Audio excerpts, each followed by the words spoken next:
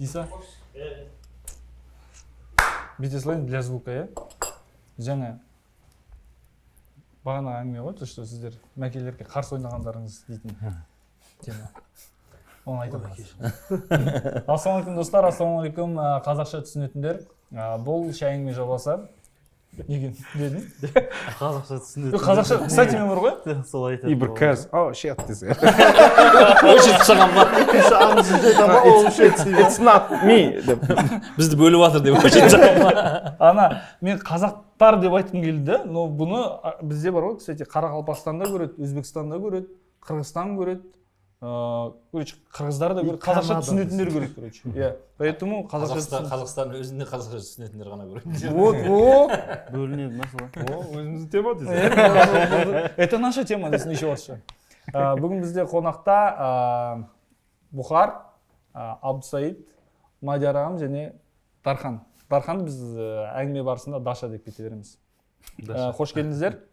Қандай жаңалықтарыңыз бар, Сәке? Жаңалыққа келетін болса, Поставлены болып тұрмыз. сұхбатқа келіп өтірік білетіндер ол.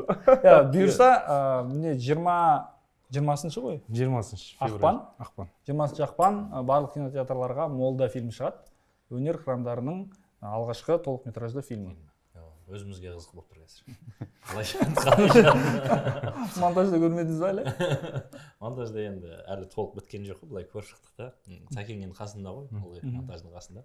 Күн-түн Сәкең жібереді, айтар арасында үзіп ше. Дерзкий шықты. Өзі түсірді ма? Өзі түсірді, режиссер, Сәке сценарист. режиссер болды, иә, сценарист болды. Көп жерге ұнамай жатса, ұнаған жақтар ұна жақтар. Стрелканы бүйтіп сразу. Есеше кім жамандау керек болса, алып тастайды десең. қалжың жақсы негізі. Білмеймін, өзімізге бір бөлек кино болды бұл өзі. Өнер қырандарының алғашқы толықметражды фильмі дегеннің өзі біраз көрерменді күткізіп қоятын сияқты. Өзімізге күтіп жүрміз қазір. Өзімізге қызық болып жүр. Билет алып өзіміз барамыз. Ана кино деген андай екен да, біз театрда ойнаған кейін бәрін білесің ғой, сахна бәріміз шетке жасаймыз, сахнаға шығасың да. Бәрің бірге ойнайсың да, кімнің не айтатынын, ана ойнап жатқан кезде оның сөзін бәрін ала біліп тұрасың, не айтатынын, репликасын бәрін. А кинода актерлар бірдей келіп, бәрі бірге түспейді ғой. Бір күн Жанболат 3 күн түсіп кетеді, ол кезде мен жоқпын, анау түсіп кетеді, ол кезде мынау жоқ, анау бір-біріміздің көрмейміз да былайша айтқанда көп жерде. Сен қалай ойнадың, сен қалай? Шетелге барып ойнап келген адамдар қалай шықты, сен қалай бол, сен қалай бол деп. Экзаменнен бір адам шығады ғой. Қалай тура сондай ғой кәдімгі. Бәріміздікі бір-бірімізге қызық да кино деген. Сырым андай не ғой енді. Ол постоянно концертте неде бір қойылымда несі жатқан, сөзін жаттадым десе, сахнада бірдеңе ұрып жүремін. Кинода айтам ғой, бірдеңе жаттадым, қазір сахнада қумау онса. Импровизация салатын жер емес. 80 дубль беретін уақыт. Батарейка отырады ол жерде. Адамдар жұмыс істеу керек, үйге бару керек, тамақ ішу керек деген сияқты. Кстати, қалай болды ол кісі? Жақсы? Я негізі 73 дубль болды біреу. негізі андай негізінде десе. Не атнет басқаша ғой енді балдарда. По-любому ана өзіндікі болғаннан кейін ана идеализировать еткісі келеді да. Былай істесем қалай, былай істесем қалай, бүйтіп ойнап жүрсем қалай, бүйтіп ойнап жүрсем қалай. Ақыр соңында как получилось болып шығады. Көп варианттар болады да, бірақ ішінде біреу. Кино деген ана бір фото сияқты, әдемі фото сияқты. Сахнада болса, сен импровизация жасай аласың, мүмкіндіктер көп та. Бір концертте былай ойнайсың, бір концертте былай көресің. Кино деген оқ сияқты да, тарс атасың бітті.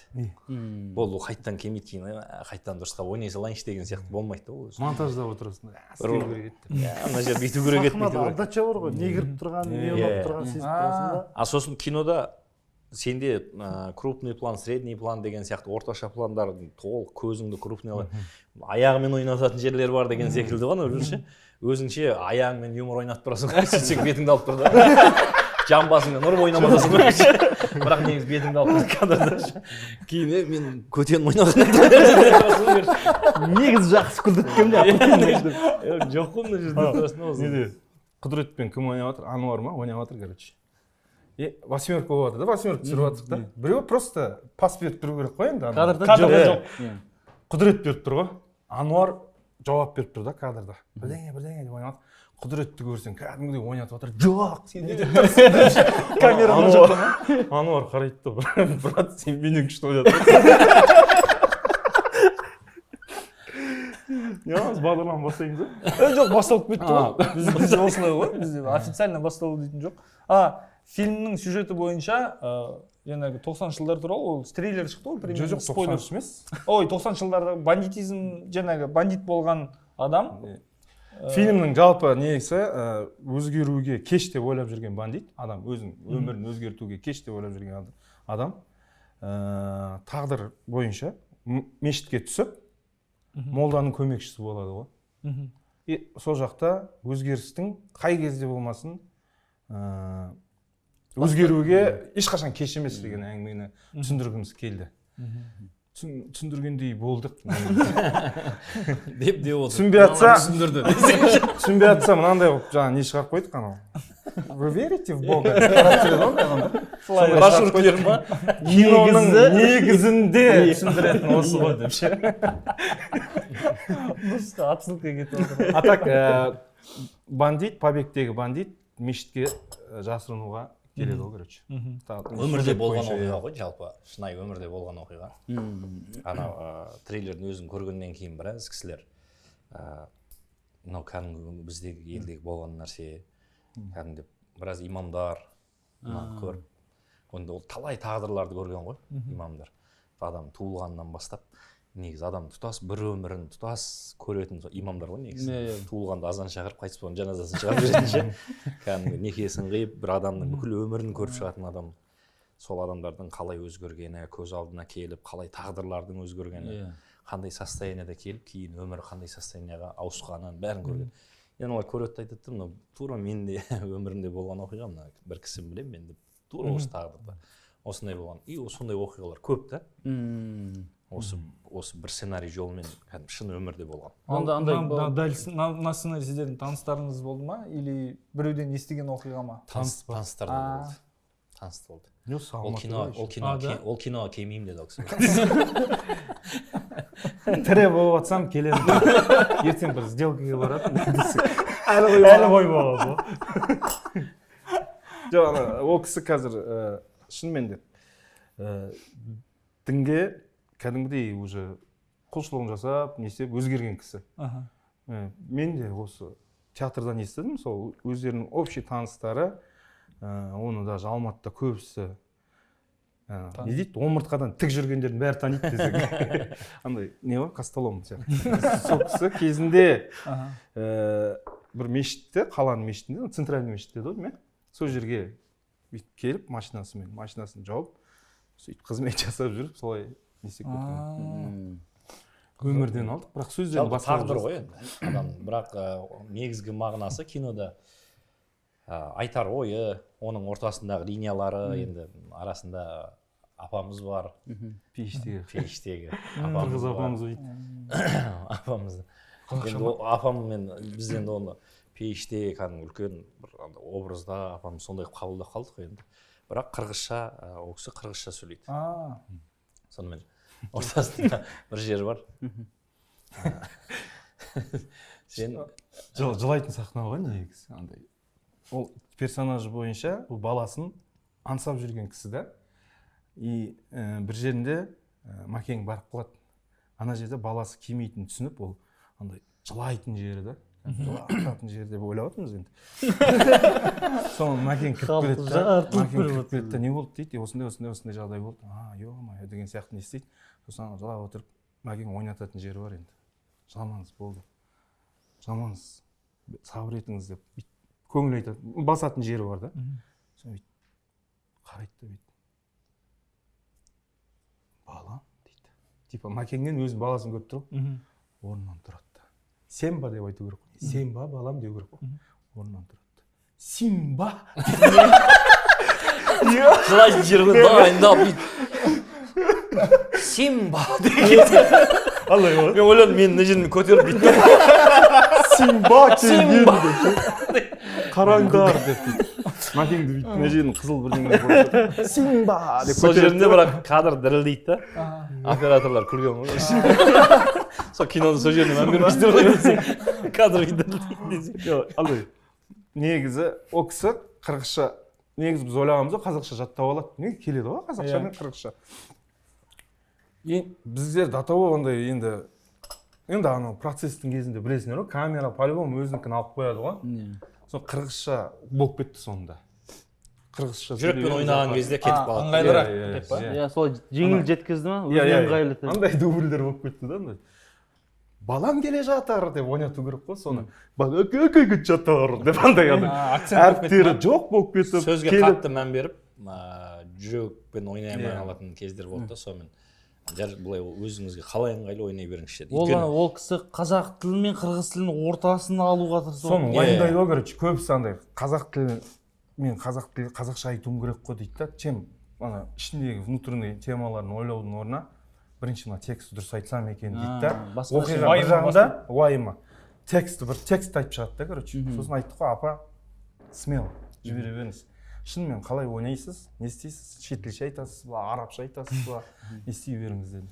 маған итальянша ыңғайлы десе бірақ мықты апа 52 жыл театрда істеген бір театрдағы стандартпен қатып қалмаған өмірлік тәжірибесі бар өзі де жолдасы да атамыз да актер екен 3 театр ауыстырған ғой былайша айтқанда бір театр ескіріп құлап екінші театр соғылып үшінші театр ашылған үшінші театрға өскен деген сияқты театрлардың ремонттарын бәрін өткізіп келген театр ғой 3 жаңа театр ашып жалпы пейіштегі ұстанымы жалпы өмірден көп нәрсені алған кісі ғой актрисалығынан өмірде көргені көп та бірден келіп бір қарап бірден түсініп күшті екен мынау деп оған енді кинодан гөрі біздің ортамыз қызық болып кетті ол кісіге біз жаңағы киноның барысында кино басталған кезде баспана табыстадық ол кісі шок түсінбей не үшін беріп жатсыңдар деген бізде солай енді менің гонорарым қайда мен ақшам берші едім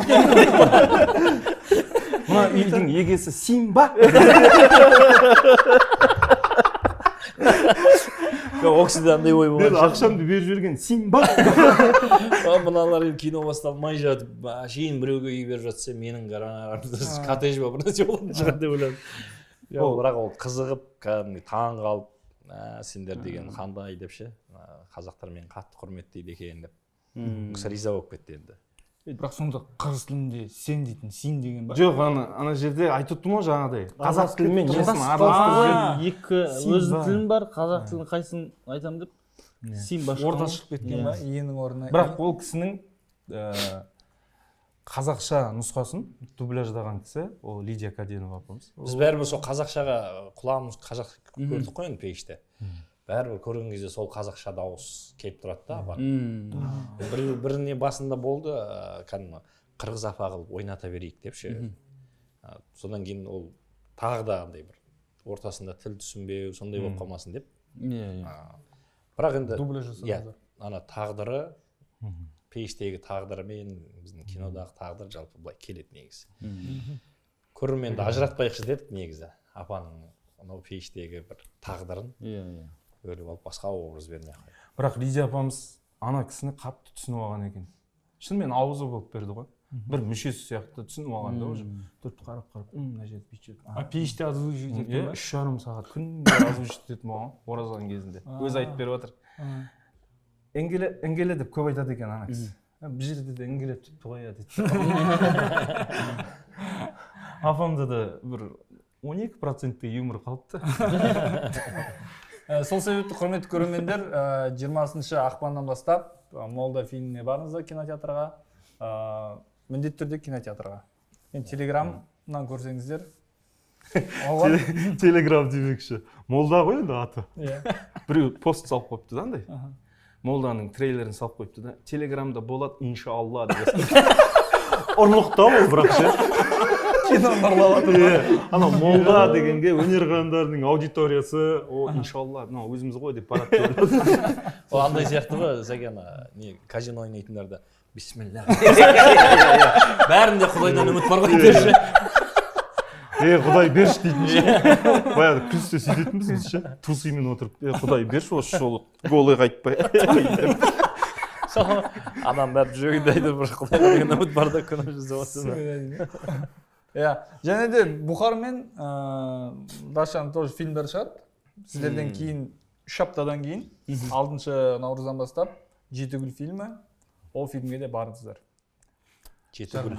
Жеті гүл мен қанша болмаса Жеті гүл деген қыздар туралы деді ғой, Иә, негізі. бір отбасының өзі актер. Қатарынан 6 қыз туған ана туралы ғой. 7-ші аяғы ауыр. Күйеуі ұл күтіп жүр, өйткені әулетіндегі ұрпақ жалғастыратын жалғыз мен деп. Сөйтіп ұл күтіп жүреді де, УЗИ-де бәрінде ұл дейді. Кейін айы күні жетіп, жаңа туатын уақыт еді, туады, бірақ тағы да қыз туады да. Күйеуінен қорқып, жұрттың сөзінен қорқып, сол палатадағы бір келіншекпен ұлымды бере тұршы деп ауыстырып барады несіне, вот семьясына, үйіне. Роддомнан сөйтіп шығады ғой. Уақытша ауыстыра тұрайық деп. сөйтіп та мешітке барып өзгеріп кетеді өзінің пьесасы. Алдында молда шығып қалады, болмайды деп айтады. Дәл өзі кинозда тартып кеткен. Сөйтеді де қыз туып Халық қалады деген да. мен ашып қойған ба? Симба деді. Ана қыз Баласы әкесіне алады. Симба деді ма? Негізі мәке біз 2000 жыл? Қазір ма? Жоқ. Қай жылда отырық балдар? Қазір білем ғой 26. Құдалық қой десе.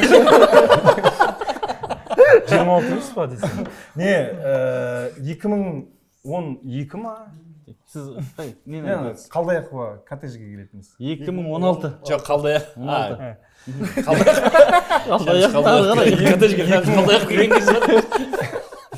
2016 жылы, 16 жылы жан жақтан жиналамыз ғой біз Алматыға. ДК Продакшн деген бар, Қуат Сыздықов, қазір Сәлемде, Дархан Ақыл Хикметте, сосын Макс Мамраимовка Волгаде десең. Сол үш кісі ДК Продакшн дейтін Q елі дейтін 7-ші арнада проект істеді. Сол жаққа сценаристер жинады Қазақстаннан. Алдында бір сабақ берді, сабақтан іріктеліп Қазақстан жан жағынан жинады Шәмші ойбай. Қалдаяқова дейтін көшеде, Төлеби Қалдаяқова коттеджде тұрдық, короче, өзбектер сияқты. Бірінші этажда сценарий жазасың, екінші этажда ұйықтайсың. Бірінші этажда. Сөзі Даша бар, Бұхар бар, бәріміз бір коттеджде, бір неде сценарий. Шутканы таласып жазамыз. Даша неше? 29 шутка ма? Скетч қой, 6 күнде 29, Дашадан мен 4 шутка ма, аз болып қалды, 25 шутка. Шутка жарысып жазамыз ана. Үйге ақша жіберу керек қой енді Қызылордаға. Сол кезде Алматыға келетінім қалтамда 500 теңге ғой, брат. Неден шыққан кезде? Қызылордадан шыққан кезде 500 теңгемен шығамын. Осы 500 теңгемен бірдеңе жету керек. 1000 теңге, 1000 теңге. 1000 теңгемен бірдеңе алып жету керек, анау деп. Ойбай, ана өсіп бара жатыр ғой. Samsung деген сотовый телефоным бар. Тоқтан ажыратсам батарейкасы отырады. Резеткеден ауыстыра кетпейсің де. Зарядканы бүйтіп ұстап жүресің, зоң қылып ше. Ажыратсам пинг-пинг. Сондай зарядка болып, постоянно 9 деп жүресің, бір жерге барсаң пинг-пинг. Сондай зарядкамен келатып, Алматы бірден түсіп қал дейді ғой, короче, Алматы бірден. Пойыз ба? Иә, маған айтады, Алматы бірден түсіп қал. Содан кейін деп көзілдірік алмас түсіндіріп отыр. Сөйтесің да, сол жақтан телефон ішіп қалады. Алматы бірден түсесің, Қалдаяқова Төлебиге келесің деді. Болды. Сол жерде өшіп қалды. Телефон өшіп қалды.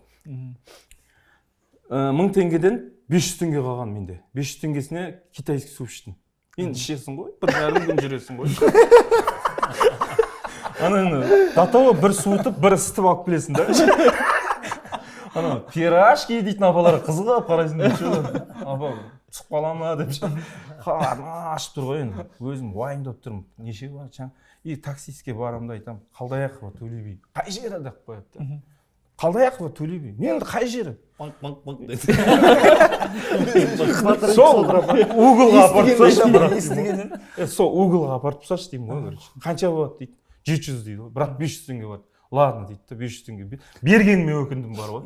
Ана 700-ге толтыру керек екен да ол. Бәрібір кім 10 теңгеден берсе де сала береді екен, автобус сияқты ше. Қалдаяқ Төлеби, брат, центр бірдеңе. Адамдар жиналады, мен бит. Попуткамен кетпесең. Иә, попуткамен ғой, жайлап бит терезенің жанында тұрмын уже. Жоқ, ол кезде таксистер сөйтіп алып кете береді. Иә, Яндекстағы дейміз ғой қазір. Қолыма фонарь берсе, поворотник жағып тұра бересің. Сыртта тұрсың да уже ше. ана жерде почти бүйтіп келе жатыр, бізде қолмен тіреп. бір кезде братан жүріп па дейді ғой. Братан жүріп па дейді біреу ше. Бүйтіп бір адамдардың арасынан братан жүрейік та азанда келдік. В общем, Алматының жартысын тиеп, сол жерге келдік. Келдік та прям светофордан түсіп тастайды ғой. Болды, менде не телефон жоқ, я ақша жоқ, күтіп отырмын. Таныс жоқ. Былай қарайын, қалдаяқ ба? Былай қарайын төлей би ғой. Заправка болсын. Жіберіп алмау керек қой енді. Біреу шығып қалады ғой, я мына адамдар бүйтіп жүреді, біреу таныс біреу кездесіп қалар деп уайымдап тұрмын. Бір кезде дарбазадан Михон шығып келді ғой. Михон ше? Айсадағы. Ай жүреді ғой кісі. Мынау кеше Дэдпулдың үшіншісінде шықты ғой, Блейд ше. Шапалақ ұрды ғой, зал. Деп сөйтіп шығып келді ғой. Бірінші ішімдегі айқайлады ғой, Михон! Сосын эхо болып аузынан шықты, Михон! Жүгіресің ғой осылай ше, Михон! Деп жүгіріп қойып, кәдімгі анау бачаңды көрген жүгіріп қоятамын да, тоқтаймын да, артқа қарай жүгіремін да, сумкамды алып алып, бір қолмен жүгіресің да өйтіп ше. Михон десем, ана кісі дым уайым жоқ, білесің ғой Михон брат. Азында тұрғанда бір 8 валидол ішіп алатын сияқты. Осы бір кетін жетеді маған деп ше. Братан, ассалаумағалейкум, қалайсың? Михон осы жердесіңдер ме? Иә, осы жерде. Кірсем, авторлар бірінің үстіне бірі кірпіш болып жатыр ше. Соның ішінде Жасик бар. Жасик бар. Жаслан Айтен. Алдик бар. Жаслан Айтен негізі Әлімсақтан сценарист болғысы келген ғой ол ше. Оны сосын барып актер қылып жіберді ғой. Сол жерден отырып айтқым келгені. Үйде төбеден су ағып тұр, 500 мың теңге ақша керек. Есептеймін, ровно 20-дан асырсам 500 мыңдай ақша болады сол кезде ше. 20 скетчтен асырды. Ана біздің үй 5-ші этажда Қызылордада. Жаңбыр жауса, үйге жиналады да судың бәрі. Үйде шелек қойып қойып бүйтіп тік деп ритммен сөйлесіп отырады. Тарс түседі ғой. Тарс еткен. Үйде Эминем болып кеткен. Жаңбыр жауды бізде. Резко ақшаны аласың, үйге лақтырасың, ақшаны аласың, үйге лақтырасың, ақшаны аласың, үйге лақтырасың. Так, бір қара қағаз алдым. Да, аха, бәтіріп аяқта братан өз жұмыс істеп жатыр. Сөйтіп бітіріп үйге барып қарайсың ғой. Жаңбыр жауады, вообще тып-тыныш ше. 25 шуткамен жабыстырып тастағансың. Сөйтіп отқан балдар деп отырмын ғой енді деп. Мен де ұзақ айналдырып келдім. 3 километрмен. Сол сөйтіп отқан балдар режиссер, продюсер, өздерінің киносы. Сөйтіп сол коттедж негізі бір андай авторларды бүйтіп төге салды ғой индустрияға. Бүкіл потенциал. Алдик шықты осы жақтан, Жасик шықты есіктен.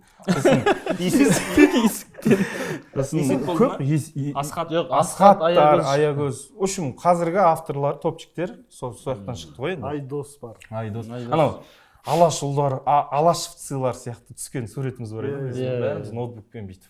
Менде аваза тұрды сол. Бүйтіп бәріміз бүйтіп тұрамыз. Рахмет Анжу. Әзімді бағалаған. Сенің оқыған сияқты ғой Шәкен Айманов ше. Иә, ол жерде. Сол кезде еді. Енді мен ауылда оқыған мектебім Шәкен Айманов атындағы мектеп болды да. Шәкен Аймановтың туған жері сол Баянауыл. Бізде мектепте музейі бар, ол кісіні қатты бүйтіп дәріптеп айтады. Осында кино шыққан, ауылымыздан шыққан режиссер деп. И арман болды, бәріміз актер болғымыз келді, үйттік, бүйттік. Сөйтіп Шәкен Айманов сияқты болу арман деген сияқты. Арман болып кетті да, мақсат болды. Қазақ фильм бізге андай Голливуд сияқты. Қазақ фильмге бару Голливуд сияқты болып тұрды. Анаған жету мүмкін емес сияқты болып көрінетін. Сөйтіп ең алғаш Алматыға келгенімде жаңағы біз қазақ фильмде отырмыз, қазақ фильм киностудиясы деп айтасың, сол жерге кел деп. Менде дәл солай болған. Мен ең бірінші Алматыдан пойыздан түскен кезімізде тоже бірінші кезде Михонды кездестірейін. Ол біреуді шығарып салып жатыр екен. Миссиясы сондай ғой. Ше. Біреуді кездестіріп бақытта жіберу ма? Жанында бір досы болды, байқамен жүреді, өзі бақ майкамен жүреді. Ауыздан темекі дейсің ғой. Вандам құсап отырады ғой алдында. Қай жерге барасың, қазақ фильм отыр деп алып кетті. Еще онымен бір қатты қоян қолтық араласпаймыз біз. Көп әңгіме жоқ қазір. Артына отырғызды, бітті барғанша. қалайсыңдар, жақсы, мынаны істеп жатсыңдар, балалар қалай, жақсы. Содан бірінші Алматыдан қазақ фильм киностудиясына дейін әңгімелеспей келдік. Тастап кетті, мына жағынан өтесің, былай өтесің деп көрсетіп тастады. Сөйтіп анау үстіндегі мост бар емес па, қазақ фильм жолдың мына жағынан өтетін. Сөйтіп көтеріліп келе жатқан кезде тау көрінді әдемі болып. Қазақ фильм деген жазу көрінді. Жай себелеп жаңбыр жауды. Әсерлі келеді. Бүйтіп ақыры көзімнен жас шығады. Кәдімгі сондай болды. Арман орындалып келе жатыр ғой. Орындалып келе жатыр ғой, брат. бір табан жақын қалдым деші арман. Андай арманым орындалды деп бүйтіп лестницадан түсіп қазақ фильм территориясына кіргенде Шәкен Маев өзі қарсы алғандай болды. Ескерткіші тұр. Тас болып па? Зданияның ішіне кірсем Тастай киініп салқын қойсын. Сен андыр эме болгон жок па? Сен ожидать еттің ғой енді қаншама деп. Ішіне кірген кезде көңіл күйің түскен жоқ па? Жоқ, ондай не болған жоқ, өйткені андай фотолар, біз мектептегі музейде тұрған суреттер бар ғой, ана жақта солар ілініп тұр, дәу болып распечатка болып. Андай по-любому творческий атмосфера, аураны береді да. Я мен осы жерге келдім бә не, мен осы күнге жеттім бә не деген сол нәрселер жылатып жіберді ғой. Я люблю плакать под дождем деген. Сіздерде жарнамаларыңыз айтылды. Кешірім сөзім. Бізде де жарнама бар. Бүгінгі шығарылым демеушісі Тиз маркетплейсі. Тиз дейтін есіңіз ба? Тез дейтін. Тиз дейтін, короче, Салқын өткенде ғана білем, тез дейтін.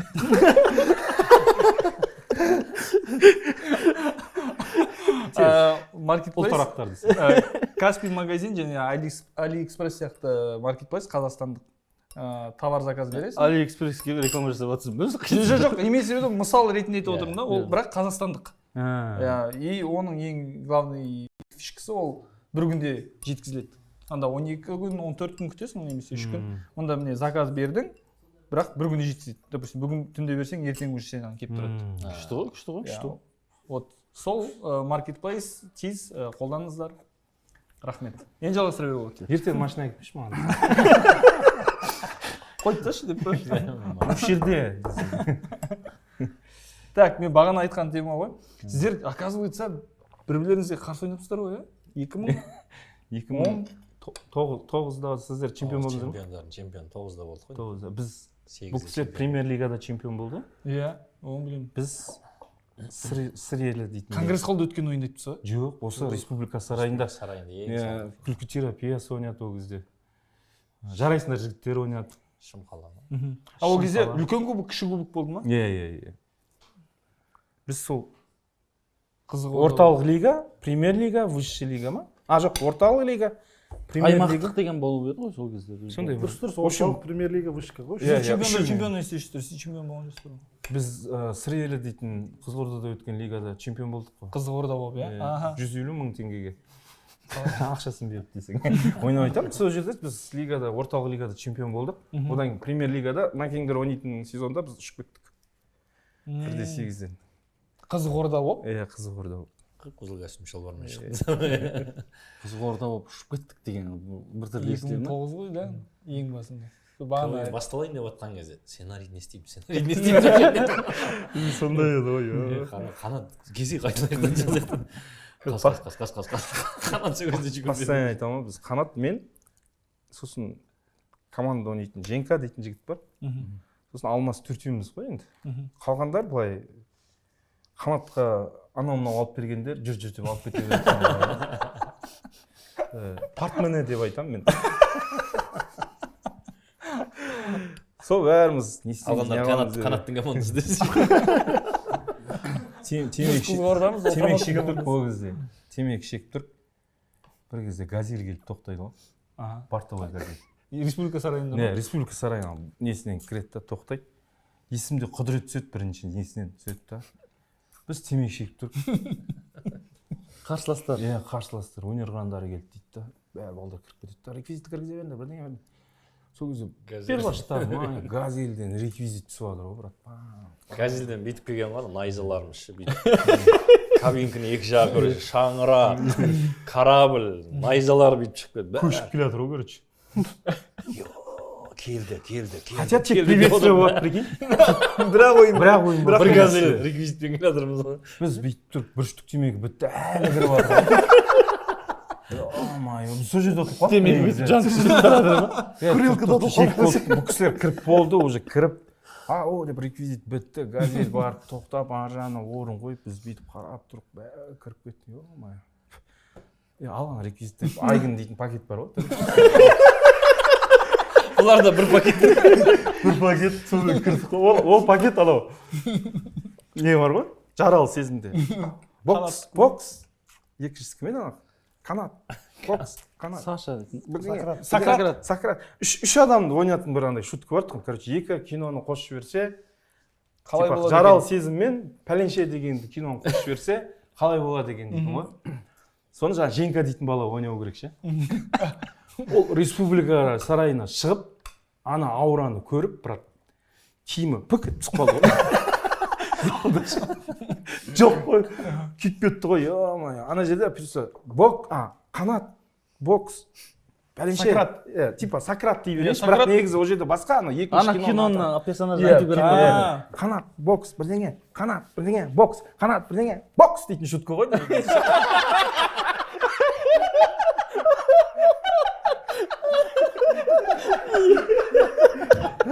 Сондай шутка ғой, негізі. Ана Женька, ол шутка негізі шыққан, біздің шутка ма емес па, білмеймін, есімде жоқ. Біз ондай есті шутка шығармайтынбыз десек.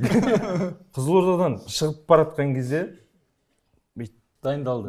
проводникке билет көрсетіп отқан кезде жағаласып айтты ғой бізге, брат, сол шутка мен ойнайын деп.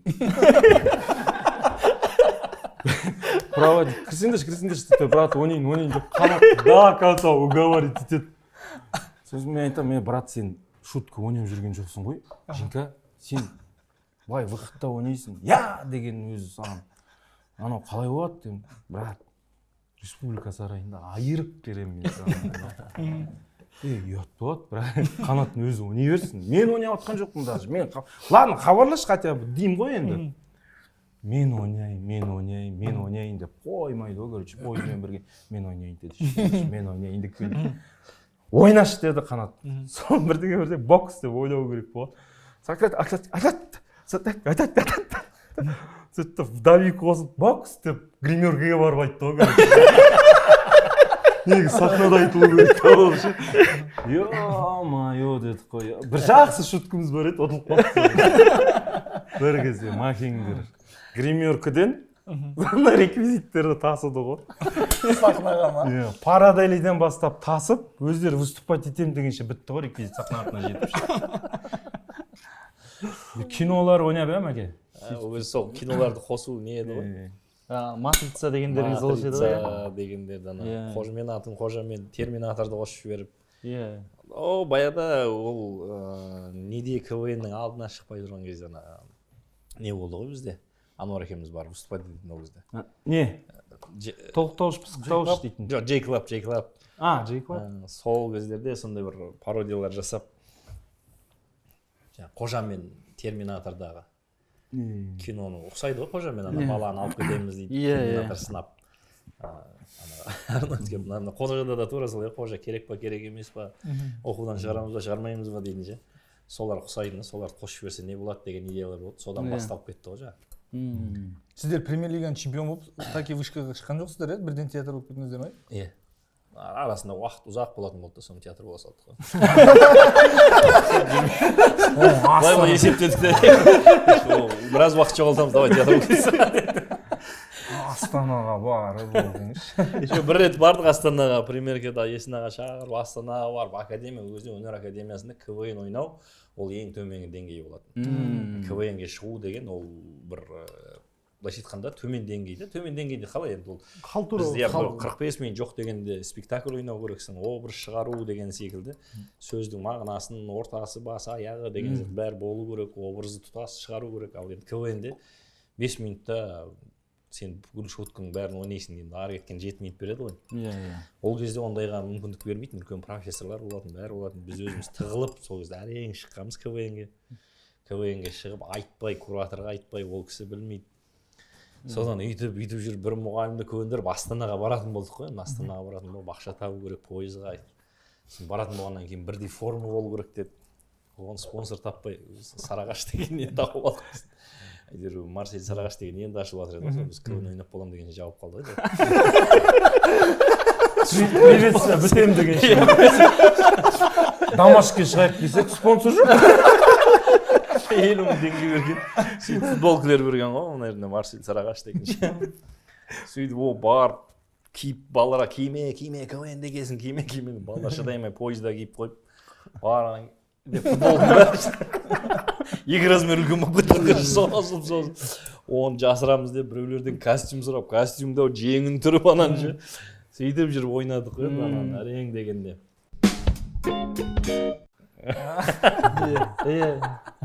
оның бәрі не деген комедия енді анау алысқа жолға шығатын ол үйленген енді бірінші немереден бірінші болып үйлендім да мен әулетте. Содан туысқандардың бәріне енді үйленетінімді айтқаннан кейін құдалыққа кім барады деген кезде ғой енді апаларымыз. Шымкент Түлкібас жақтың Машатта. Сонымен ауылдан апаларымыздың бәрі бірінші немере біз барамыз деп апаларым. Жоқ енді бір жастаулар барыңыздар, құдашалар болады, құдалар кішкене сөйлеседі, ән айтасыздар тойда кішкене жастар барсын. Жоқ бірінші немере біз барамыз деп апалардан үлкен апаларымыздың бәрі шықты ғой біз барамыз деп. Жарайды болды бірінші немере болса одан кейін той көреміз ба көрмейміз ба деп болды деп апалардың бәрі. Күшті аргумент осы бар ғой. Сонымен көріп бәрі шықты ғой апалар. Шымкенттен Алматыға дейін өзі 700 километр келді. Машинамен шықтым. Машинамен ғой өзде бір семерка, бір Мерседес, өзі Лупарик деген Мерседес, ең хитовый ол кезде. Семеркамен ойлашы, брат. Семеркамен. Еще ол кезде ары қарай Ұржарға қарай жол түскенде жоқ. де осылай тұрасың. Ол кезде нашар ғой жол. Ол Ұржарға қарай жол жоқ, андай ше жол ше. Кәдімгідей. Супер. Электрик. Сәкең айтқандай әңгіме айтып жатсаң рэп айтып жатқан сияқты боласың. Өздерің қашан әлі бірінші жыл бар ма? Жолдан тоқтаймыз әлі. Тұра тұр қазір почкамды алып алайын. Екі почкам бүйтіп ұстап отырады екен. Машина ашылған. Шашып Уже Алматыға келді 700 километр. Апалар уже кәдімгідей ойбай деп отқан кез ғой. Бір дем алып алайық, ары қарай шығамыз одан кейін. Осы жерден бір дем алып алды да соны ары қарай Ұржарға қарай шықтық қой да. Шымкенттен Алматы Ұржарға қарай как минимум 900 километр ғой короче. Алматыдан. 900 километр. Содан Талдықорғаннан асқаннан кейін бастады ғой. Әлі алыс па? Әлі ұзақ жүреміз бе сұрашы. Содан артында кетіп барадым, семерка бар, артында тағы да Toyota 15-тік, 10 емес, 10-ткі бар, 20-ткі бар, 15-ка. Ағам машина, сонымен кетіп барадым, артында семеркадан мен. Ана жерден былай, ана жерден былай деп айтайын деп телефонмен звондап. Ана жерден бұрыламыз, отыршы тыныш. Нерв болып кеткен ғой ағам. Апалар жолда үш аралда бір түсті. Тұра тұр, ойбай, тұра тұр. Белдігі бүгіліп қалған бейт шықты ғой. Пружинка болып тұр ма? Сиденье болып шығып көреді. Жартылай шықты ғой бейт. Үйдіп шықты апалар өшім. Сонымен не деген керек? Ұржарға жететін жерде не бар ғой? Аягөз кетеді. 92 Аягөз. 92-де ғой. 92 Ұржар деген. Сол поворотқа келгенде звондаймын ғой. Нерде негізі поворот бар деп. Отыршы миды ашты. Дос бала айтты семеркамен, мәке қайтесіз кете берсінші, арттарынан жүре берейікші. Нерв болып келе жатыр ғой. Қайдан қыз алғансың? Қайдан қыз алдың ей? Уже әбіржіп кеткен, сол 92 келгенде былай қарай Ұржар, былай қарай Аягөз. Бейтіп келеді де, қойшы, өзіміз білеміз деп ағаларымыз. Павороттан кетті, Ұржар деген павороттан Аягөзге қарай кетеді ғой. Павороттан өтіп кетті ғой, Аягөзге кеттім қазір. Бар, тірелеміз ғой деп. Арттарынан кетіп барады, бір подиум бейті басқан кезде Аягөз деген, қош келдің деген жерде тұрған. Аягөз болып кетті ғой ана! Аягөз болып кетті ғой, қайға келдіңіз? Айттық қой. Мазақтап көріп тұр ма? Это был пранк деп. Я Аягөз. Әжелері ештеңе айтпайды, просто қарап тұр. Өмірде Аягөз деген әріптер жек көремін. Содан бұрын Ұржарға қарай кеттік қой қайтадан. 92 өтіп кеткенбіз, қайтадан артқа қарай қайтып. Ұржарға қарай кірген жерде құдалар Үржәрім деп тұрған жерде гармошкамен, домбырамен ағарғандарын алып, бәрі бүйтіп, мынау құдалар ғой деп тоқтадық, есікті бәрі ашты. Құда дегізген, үйге барайық ше, жататын жерге апарыңдар. Құдалық өші бәрі қалды. Апалар кәдімгі бүйтіп отыр ғой. Жататын жерге барайық, түспейміз деп. Қиқ деп гармошканы жинатты. Жүңдір. Құдалар әр жерден ағарған аз дейді, үйге барды апалар. Құдалар, құда деп, аяқ созатын жерге барды. Төрге беріп апалар жатты ғой. 1600 километр дейтіндей.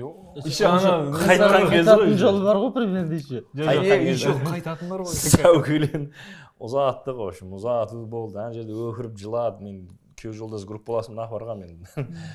Группаласым тұрып, бәрі жылап жатыр ғой енді. Ол жақта сыңсуды өлтіреді ғой. Сыңсу айтып, ана жерді шығарсап бартқан бәрі жылап, біздікілер жылап. Күйеу жолдас апарға мен досым. Біздікілер жылап отыр. Жол алыс. Басқа нәрсеге жылап отыр ол. Әлі жол алыс десе, дос күйеу жолдас менің қасымда тұрған жолдас. Қой, сен жыласаң ұят болады, қой. Жылайық та, ұстайамайды ғой. жылап тұршы. Тастап кетші. Қимастық бар. Бір туысқаның жылатып алып кете алмайды екен деп. Содан шығып кеттік қой, сау көлесімен дананы жіберді. Әдемілі қазақи көйлек басын сау көйлек еңгейіп кіріп отырып. Не отыр десе. Апалар қайтып кетті. Дана бүйтіп қарап отырды.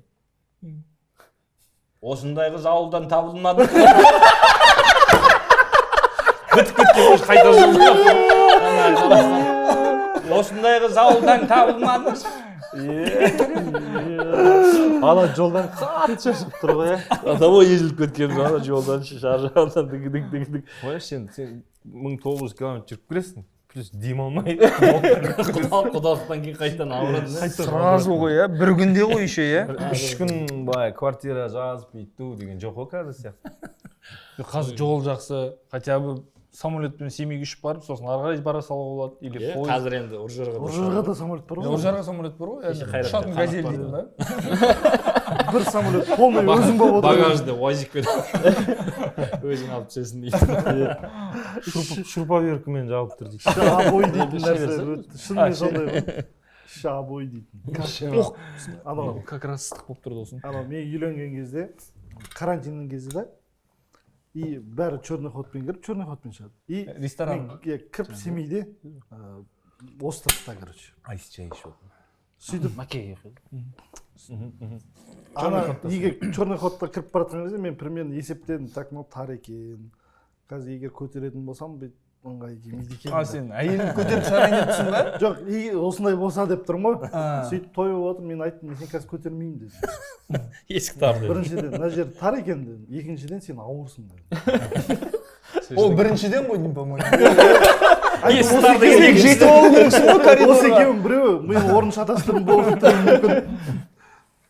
И ол айтты, көтермесең көтермей ақ қой деді. Енді мен айттым, мен сен көтере алмаймын үшін, ауырсың деді. Ол қандай көтере алмасаң көтермей қой дейді. Қандай Жоқ, ол интонация маған болды? айтты, нормально. Адекватно көтермесең де қабылдады ма? нормально, иә.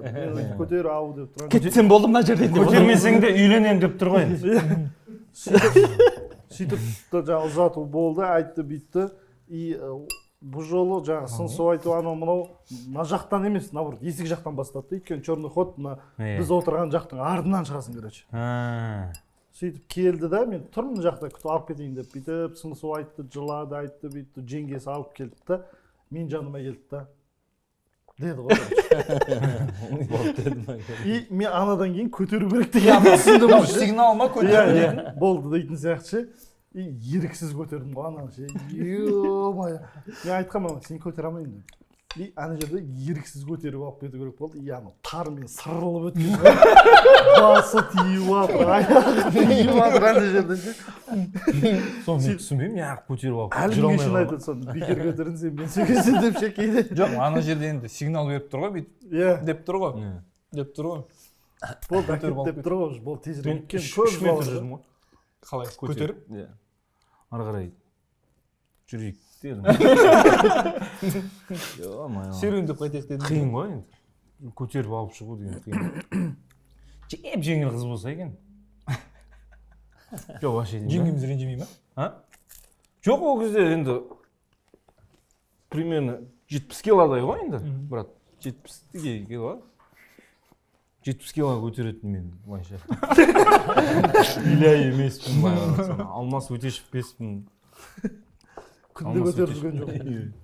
Көтерсе өзі көтерсін 5 бала десең. Қалды. Сәке 5 баланың әкесі. Что? Пособие алып отырмын. Көп балалы әкеміз. Осы. 5 баламен Мәкеңде де сол 5 ғой да мәкесі? 5 баламен қыдыру деген, брат. Мен баяғыда кішкентай кездерінде более-менее тұғын ше. Әйтеуір коляскаға саласың, бит. Қазір өседі ғой уже. Эй! деп қаласың да. Мынау өткенде Меккеге барсам, Меккеде андай не шығарып қойды да, Мәкен? Байлап алып жүреді. Емен. Балдарды байлап алады да бүйтіп. Бүйтіп жүреді да балдар. Ойында дым жоқ, мен ана неде бүйтіп жүрмін ғой енді. Алдыма бір бала келді да бүйтіп. Пук бүйтіп артқа жоқ болып кетті. Деп қойған ғой біз ше. Бір ана қазір аз. Ана бала қайтадан жүгіреді. Фук тартып алады. Ау ермек қылып жүр да. Ана нелер жүреді ғой, иттер жүреді ғой. Сосын тартып алып тура сондай шығарып алған. Мен айтамын сондай бесеуін алып қою керек екен. Гранд паркқа барған кезде. Анау ойын площадкаға келесің болды ғой, брат. Босатып жібереді. Гранд паркқа кіргеннен жіберуге болады сізге. Сосын жіптен көріп отырасыз. Қайда келген. Так, мынау ана жерге жетті деп ше. Жүгіріп кетеді ғой, зомбилар ұқсап ше. Сіздер баламен жүріп, үйше суретке судайсыз ше. Бізде 5-6 бала жағымен жүрген кезде кейде реніш қалады енді көрімдер. Мегаға бір жерге барып қалсаң, аға суретке түсейік деп жатыр. Тұра. Так, бер, ана ұста. Кетті, анан қараш баласы кетті анау. Бер кел. Қазір. Әке, бер тұршы, ана кетіп қалады қазір. Қараш. Біз Ақтаудан келдік, тұра. Мен балалармен жүрген түсе алмайтын едім дейсің. Шығыстан келіп кетіп баратырмыз біз. Қойшы, енді бәріміз баламен жүрміз. Балаң қазір. Балаңды алып келсейші түсе берейік. Ол бесеуін жинай алмайсың. Бер, анау кетті. Мәкең Мұхаммед дейтін кенжесі ғой енді. Гиперактивный ғой, машалла. Гиперактивный. Жүреді да. Өткенде молдаға байланысты жаңа продвижениені ойластырайық деп Мәкең бала шағасы берген ғой. Жұмысқа ма? Мәкең жаңағыдай ғой. Так, бүйтіп. 3 баласы отыр, тек Мұхаммед қой. 4 баланың движениесін істеп отыр. Мұхаммед, ішінен содан аушым, ұсташы ана алып далада терезен Мұхаммед көрі жаңағы қорқыныш жоқ. Оның қасында біздікілер слоумо ғой. Ана ленивец па Зверополистағы? Деп жүгіреді да. Сондай балалармен жүрген кейде ренжиді, түсінбей қалып жатады. Бірақ Аллаға шүкір. Еще обязательно біреу жылайды, брат. Обязательно. Номері сондай. Сценарий ма? Сценарий. Күшті тамақ жеп жатқан кезде. Не үшін екен белгісіз ба? Өте күшті. Мен сұрамақшы болдым.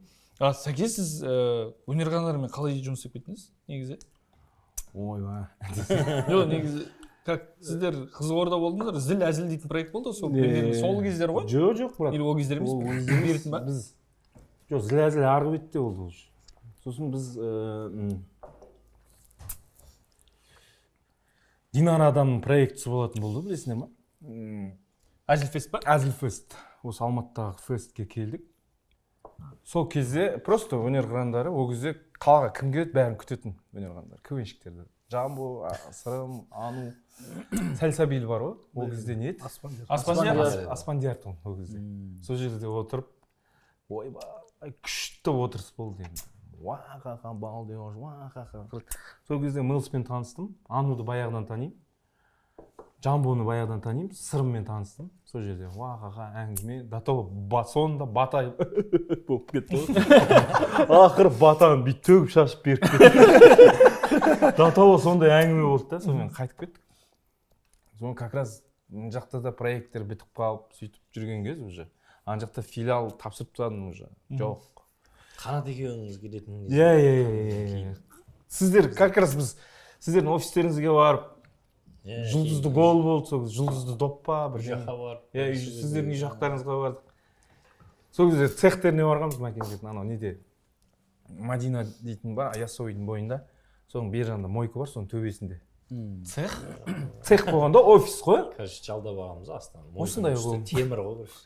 Қаңылтыр темірдің ішін алып алғанбыз. Арзан болғаннан кейін. Офис қылдырып па? Осындай болып істеп тастаған. Ана жерде кім құдірет паралонмен бірдеңелер құрастырып жатады. Мына жерде біреу бірдеңе істеп жатады. Мына жерде студия, мына жерде намазхана. В общем, мемлекет қылып тастаған ғой мына жерді, ше. Сол кезде ғой. Сөйтіп жүріп таныстық, үйттік, кеттік. Сонымен Қызылордада жүрміз, шаруа жоқ, дым жоқ. Как раз жаңа үстіме не шығып, депрессияда жүрдік, уже жұмыс жоқ, дым жоқ қой енді. Свет жағасын, тарақан ұстайсың. Жаңбыр жауса су толтырып алып деген сияқты. Келіншегім жұмыс істейді ол кезде. Сол кезде уже болды бәрін қойып, КВНді қимайсың, істемейсің, қойып, стройкаға кетемін деп жүрген кезім ғой. Болды бәрін тасташы деп. Любой отчаянный КВНщик стройкаға кетеді, білесіңдер ғой. Болды деп кетемін деп жүрген кезде как раз жұма болады. Сонымен өзім ойланып жүрген кезім енді. Не істеймін деп ше.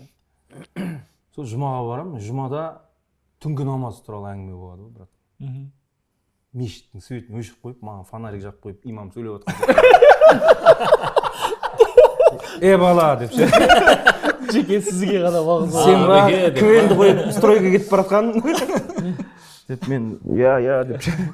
Осындай неменеге дейді да, короче, неменеге біреуден сұрайсыңдар, жаратқан тұрған жоқ па деп ше. Анау енді маған шпанк болып тиіп жатыр енді ше. Действительно осы түні сөйтейінші мен тұрып намаз оқып былай сұрайыншы деймін ғой енді. Бір жағына шығарып стройка десең стройкаға барып тұрмын. Өнер десең өнерде қалып тұрмын ғой енді. Деп сонымен ниеттеніп сөйтіп ұйықтаймын өзім ше. Ұйықтаймын да. Примерно тахаджудтың уақытында тұрамын ғой. Түнгі намаз оқимын. Айтамын, Құдай, білесің, әзілді жақсы көремін. Бірақ өзіңе, типа, как раз айтпақшы, Ерлан ұстаздың дінмен әзілдесу деген тема, әзіл жалпы күлкі, ойдан шығару деген темалар шығып жүрген кезі ғой, как раз. Чё, КВН деген сондай мане деп ше.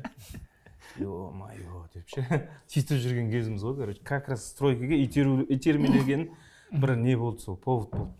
Сөйтіп жүргенде жаңағы фонарик түседі бетіме мешітте. Сөйтіп жүргенде түнде түнгі намазға тұрамын, сөйтіп дұға етемін, Құдай маған осындай яғса, осы сала дұрыс болса, маған не істе дейді. Белгі бер. Сөйтемін да ұйықтаймын. Танды қаза қылып тұрамын десек. Ойнап. Сонымен азанда тұрамыз. Тұрған кезде сағат 9-ларда ма, как раз Маккендер офисте жиналады. Онда звондап тұрады телефон. Звондайды. Жамбо звондапты. Жамбо. Алло, Саид, ассалаумағалейкум, қалайсың, брат? Амансың ба? Шүкір. Жамбо ат қой бұл.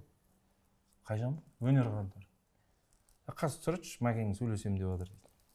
Маккенге береді. Маккен. Ассалаумағалейкум, Мадияр ғой, өнер қандар. Анау, танимын Маккен, анау. Бізге осындай сценарист керек еді дейді ғой. Осындай театр. Ол кезде өнер қырандары уже андай пародиямен танымал, уже шамалы, как раз анау коляскада отыратын әзілдер хит болып кетіп, мәуліт кештері хит болып, как раз діннің айналасындағы рухани театр болып танылып жатқан кезі ғой. Түнде тұрдым, азанда ғой уже звонок. Алло, осындай, біз осындай заманай дейтін концерт берейін деп жатып, соған сценарист керек болып жатыр дейді ғой. 10 жылдан бері, ол кезде 5 жыл ма? Бір 5 жылдың көлемінде 5 жылдан бері, короче, авторсыз жұмыс істеп жатқан команда, автор керек болып қалады. И бірінші очередь маған звондап отыр да енді. И осындай, ойбай майке мен түнде ғана намазға тұрамын машалла деп 2 минутта жылап алдық деп телефонды қоямын да апа мен театрға шақырады өнер нәрсені ойбай құтты болсын ол кезде пақам жоқ қайтыс болған айтпақшы айтшы кіріп қалсам бөлмеде жоқ екен жеткізгім келді мальчика батасын берді сөйтіп медресеге шығарып салды. мальчика батасын берді сонымен шығып кетеміз ғой жоқ бірінші жазып жіберші дейді ғой Сценарий ма? короче типа осындай қойылым түсіндіріп бастайды ғой короче террорист дейді бірінші ассалаумағалейкумнен кейін бірінші қойылым террорист короче соған атасы келеді ауылына ол террорист болып кеткен и сол қойылымды жазу керек күлкілі болып дейді террористке атасы кетті ол қандай террорист екен ол сөйтіп тұрып бірдеңелер юморист шығар. террорист юморист 2 әріп бүйтіп ю мен т суйфас деп т шығып кеткен сөйтіп тұрып не істейді ғой бірдеңе жазып жіберемін енді ойыма келгенде бірдеңе болып моцарт құсап менікінен свет өшіріп қойып сөйлесеміз ба дейтін бір тычка ғана қалған ғой заманауи да ше содан кейін шақырып алып ортаға келді как раз берекелі мереке ең бірінші жазатын қойылым ауызашар дейді осындай дастарханда 1 сағат Торт жоқпа сол тема Жамбон келетін ғой, иә? Қитау. ол торт жоқ па енді любой нәрсе өмірден алынады ғой бізде торт болған жоқ ол кезде біздің құралай Байқоңырдікі ғой Байқоңырда оказывается андай неше түрлі ырымдары бар екен өздері орыстармен араласып тұрғаннан кейін и оларда мантының ішіне бір мантысына бір толтырып салады екен да кімге түссе оказывается меня любите деп айтады екен ол кезде батя бар 2009 жыл ғой Осы кез екен ғой десең шатастырып. бөлмеге кірсем отыр десең біздің батя афганский ол кісі беті қызарды деген сөз болды шешеден бастап оқ болады ғой бұрыштан бет қызарады ғой сонымен жеп отырамыз короче Сен қонақта отырсыңдар ма? жоқ біздің үйде құралай 3-ші күні келін әлі қызыл халат киіп жүр ақ несі бар соны енді өзі манты пісіріп ішіне жаңағы байқоңырский замашкаларын істейді ғой енді білмейді ғой біз Тәжікстаннан келгенбіз біз мантыны ол істеген бүйтіп тарелка бізде енді біздің үйде жалпы негізі ортақ табақ болады да былай андай жоқ бөлек келу деген андай ол кісілерде сәл орыс емес енді былайынша мысалы саған бір порция Бөлек әкеліп береді и сөйтіп әкеліп берген ғой енді бәрімізге қарап отырмыз бәріміз жеп отырмыз бір кезде ішінде сюрприз бар деді Сюрприз деген ол кезде құралайдың настроениесі күшті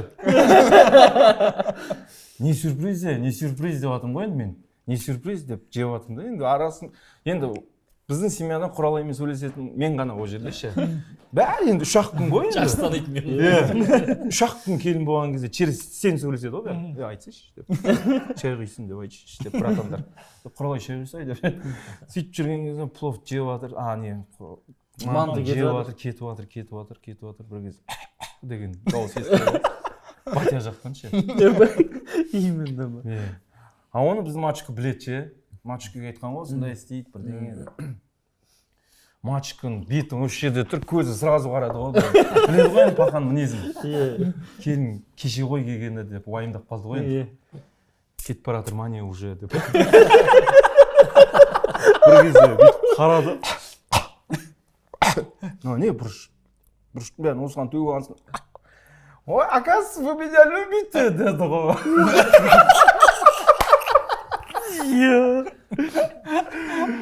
есімізде қалған сол ғана болды содан кейін бөлек шықты азанда қарасам бәріміз роллдың жеп отырық қой түнде не болғанын білмейміз қатты жарық жоқ десең сол кезде келінге айта алмайды ғой ештеңе ты меня любите оказывается деді да бүйтіп келінге қарады да енді істемейді. Содан кейін біздің қатын кеше Алматыға келгенде істеді ғой, манты десек. 2009-дан бері ма? Вообще неден басталды? Қалай таныстыңыздар деген қалай кезде таныстық? сөйтіп хабарласыз да, иә. Бірінші концерт. Сен шайды жақсы ішеді екенсің бұл қой. Шай ана бір андай тойлардағы сияқты жай астынан алып тығып ішетін чайник болып тұрген. Бұны дастарханға қойса кадрда имит етеді да. Кадрда шай болып тұра ма? Жоқ, жауып тұрады. Үлкен де. Кадр чайып тұрады. Кадр шайып тұрады. Негізі сіз әңгімені басқа жақтан бастадыңыз басында. Мен бірдеңе алып келатыр едім, өзім адасып кеттім ғой. Жоқ, сол кезде хабарласып өнер қырандары бірінші концертке террорист туралы. Террорист туралы, одан кейін келіп, жаңа дастархан дегеннен шықты ғой. Торттан шықты. Торт деген тема бәрі. Сол жерден бұрылып кеттіңіз ғой. Аягөз жаққа кетіп қалдыңыз. Аягөзге кетіп қалдым. Былай қарасам қасында әже тұр. В общем, бірінші қойылым ойлашы, брат. Сіз ана нені айттыңыз ғой? Торт жоқ па деген өмірден Өмірден алынған ғой біздің. Болды, сол дейді. Сол мантыда неден кете береді. Тағы негізінде. Короче, андай осыдан 2 жыл бұрын ба? Біреуіне болады. Инстаграмда енді біз жай жүргіземіз ғой. Андай. Анда-санда бір нәрсе салып қоясың. Сөйтіп осыдан 1,5 жыл ма? Бұрын, в общем, шайыңмен енді шығатқан кез. Где-то бір 5-6 выпуск шықты. Интеллигент находым бір 3-4 выпуск шықты. Сәл андай бір типа танымалдылық келіп, подписчиктер келе бастады андай. Мен оған дейін бір 3000 ба 2000 подписчик болатын. Сөйтіп бір 10.200 деген кезде бір реклама шығады ғой. Еще ондай бар ғой. Брат, общий чатқа жазып жібересің ба дедім. WhatsApp'та реклама кетті ма? Сол кезде жоқ, мен таңғалғаным рекламаның интеграциясы бойынша хабарласып тұрмын. Кездесуге бола ма дейді. Жақсы, кездесейік деймін. Онан кейін Турчайт білесің ғой, сол жерге шақырамын. Өзім тамақ ішетін жер ғой, еще үйге жақын. Бір кісі келеді, костюм шалбар киіп алған. В общем, рекламаның маркетинг туралы бөлек түсіндіреді ғой маған. Бір сағат. Маркетинг деген мынандай дейді, короче. Маған андай шетелдік блогерлардың интеграцияларын көрсетеді. Негізі, міне мынаны көрдің бе? Бір ролик көремін да. Бұл жерде Pepsi'дің рекламасы болды. Ал сен байқаған жоқсың. Бұл нативный деп аталады дейді, короче. Бұл якобы дастарханда отырған кезде тамақ ішіп отыр да, дастархан, Pepsi ішіп отыр. Бұл нативный деп аталады. Бұл өте қымбат сатылатын реклама дейді ғой, короче. Мен саған берейін деп отқан реклама сондай болу керек. Сен нативный, сен бүйтпей керексіңдер. Мынаны алыңдар десең, халық оны бірден біліп қояды. Андай қылып келесің дейді ғой, қырынан. Все хорошо. Скрытый болды, иә. Сөйтсем маған ұсынып отқан жарнама, атын айтпай қойын. Арақ, соныға шайнекпен құйып отыр. Ана каршеринг деген білесіздер ғой да, машинаны арендаға алу. Соны машинаға арендаға алуды жарнамалау керек дейді ғой. Жақсы, келіскеніміз, по-моему, бір 50 мыңға келісеміз ғой. 50 мыңға келістік, оның ішіне сторис, еще пост болу керек. Сол жердің счетін төлеп кеткен кезде жаман қымбат еді ғой. Мен өзі ана 10 мыңнан асқанына шоке болып жүрген адаммын. 10К 200 деп тұрғанға өзім риза болып жүрген адаммын ғой. Уже реклама айттым ғой. Болды, поперло деймін ғой. Мен шоу-бизнестамын. Ол жер өзі қымбат жер ғой. Біз сәкеңдермен обед ішіп 28 мың төлеп кетеміз. Иә, ана жерде еще мен күтіп жатқаннан кейін мен төледім, мен көп емес, бір 9 мың теңге төлеген шығармын. Сөйтіп 50 мыңға келістік. 41 шықты да. Иә. Одан кейін біз бағасына келістік, мен жасайтын келістік. Енді сенің жарнамаң қандай болады, соны ойластырайық дейді ғой, короче. Ол нативный болу керек. Осындай клиенттер жүда жақпайды десең, чекенші. Сосын тұрады. Өздері сынай жазып кетеді. Сосын тұрады. Сенің өмірінде не істейсің, сен контент қалай жүргізесің дейді. Мен айттым, мен вообще жүргізбеймін. Парақшаңды түзеп берді. Дейді ғой, сен стористай қандай қазір ана сөз қандай құндылық айтасың дейді ғой өз аудиторияңа. Айттым, мен сіз сұрақ қоймасаңыз мен ойланбаппын дедім ол туралы. Қандай құндылық айтады. Мен просто контент жасаймын, просто содан адамдар келеді. Былай істексен де көлік бар ма? Мен жоқ. Бүйтеміз дейді. Сен отбасың бар, иә бар. Сен якобы походқа барғың келеді, бірақ сенің машинаң жоқ дейді. Сен сол туралы айтып бастайсың дейді, короче. Сен қай күндерің болсын, мен кәдімгі жұмыс істеймін офиста, понедельник, пятница дейін. Забитым. Сен уже 41 мың битін лақтырғың келіп тұр ма? Жоқ, мен Енді екі сұрақ тұрады деп. Мен кәдімгідей ілініп отыр, мен ана істегенге отыр, короче. Ана кісі бар ғой, жұтқызғанда, бұдан кейін вообще 150 мыңдық заказдар болады дейді ғой маған. Сондай қылып айтып отыр ғой, мен Қолым мынандай сияқты бағам бер айтады. осылай ғой, короче. короче. Сосын былай істейді ғой. Так, сен суббота воскресенье демалсың ғой, иә? Онда саған прогревті понедельник бастау керек дейді, короче. Сен жұмыста отырасың ба, иә? Саған сторис салу керек. Мен негізі Алматыда тұрғаннан кейін табиғатқа шыққым келеді деп бастау керексің дейді, короче. Понедельник осыны ғана айтасың дейді. Все, хорошо. Вторник күні кім менімен шығады деген сияқты сұрақ қоясың. Шығатындар шықты, шықпаса мен, короче, якобы ешкім шықпайды, мен семьямен шығамын деп шешесің. Среда күні машинасы бар досыңды іздейсің. Четверг күні досың табылған жоқ, енді маған машина керек. Пятница күні, короче, үндемейсің де, суббота күні осы жаңағы машина арендаға алып, походқа барасың дейді ғой. База жоқ, бірақ. Несі да андай? Иә, осыны маған түсіндіріп тап тұр ғой. Драматургиясы бар. Драматургиясы. Талбан ұқсап понедельник күні өмірі сторисқа шықпайтын адам. Сәлем достар. Бастаймын ғой ана прогревті, ёбы. Сөйтіп жаңағы бүкіл этаптарын істеймін де. Суббота ғой, суббота. Кәдімгідей пятница күні ұйықтай алмаймын ғой. Таңертең барып, бос машинаны тауып алу керек маған. Қаланы точкасында тұрады ғой. Біреуін алып кету керексің де. Еще оны соғып алмау керек. Мен машина теппей келіп бір 9 жылдай болып қалды содан бері. Алматыда еще. Одан кейін президентский паркқа бару керек, білеш? Мақатай, Мұратбай, президентский парк ана жерде кольцо бар. Суббота күні адам көп қой президентский паркта еще. Июнь кезі ғой. Бә, ананы таңертең барып, таксимен барып, ойлашы, ана машинаға кету үшін таксимен барамын ғой. 2000 теңгеге ма айтып, бір жерден қаланы точкасынан тауып аламын. Ана машинаны фотоға түсіру керек, әйтеуір аламын арендаға. Бір күнге машинаның арендасы 19 мың теңге тұрады, соны төлеймін ғой, жаңағы гонорардан. Гонорардан төлеймін де, енді әйелім айтамын ғой, осындай интеграция істі, ол да темада. Мен онда дастархан жасайын дейді ғой, короче, американский поход жасағысы келіп отыр ол. Әдемі одеяло алады, бөлек. Уже минусқа кірді. Уже одеялға ақша кетті, дастархан Продукт қалды примерно. Есептеп отырмын мен. Сөйтіп, короче, міне мен шешімін таптым. Оказывается, арендаға осындай машиналы салу керек екен, достар деп. Соған бір 4 па 5 сторис арнаймын ғой. Екеуміз ана паркке бардық, жайдық ана дастархан етіп, видеоны түсірдік те. Сол жерден бір-екі нәрсе жетті, қайттық қой ана аренданы жабу үшін. Сөйтіп бардым, еще сторисін салдым, постын салдым. Еще подогревтер бар бағана. Жаңа прогревтерім бар. Подогрев несі? Менде передний сиденье ғой. Сөйтіп по-моему ана 50 мыңның бар ғой, бір 40-45 мыңның сол нәрсеге құрттым ғой. Рақанда 5 мың теңге қалтада. Сонда реклама. 5 мың теңге выручка ма? Иә. Айтшы жаңа компанияны боқтайықшы. Қазір бәріміз бірге. Сондай нәрсе болған. Реклама деген. Ана беріп тұрған төлеп бір еңбек етіп, соны еңбектің ақысын төлеп тұрған ақша туралы ғой. Студент кезінде мен кішігірім беташарға шығып жүрген кезім болды. Келім болып десек. Қабдолмен андай опыт алмасамыз, маған тексттерін береді, ол көп көмектесті да. Сөйтіп ол Қабдолдың қазіргі сценарийін бәрін ол берген сол жерде. Сөйтіп мен де мына жақтан шығайыншы, беташар көрейінші деп сөйтіп шығып жүрдім. Сосын сол университетте оқитын досым бар, екеуміз сол университеттің студенттік театрында ойнаймыз, мына жақта КВН ойнаймыз, жайдарма ойнаймыз. Сөйтіп өзімізше неміз, кішігірім звездамыз өзімізше университеттің ішінде.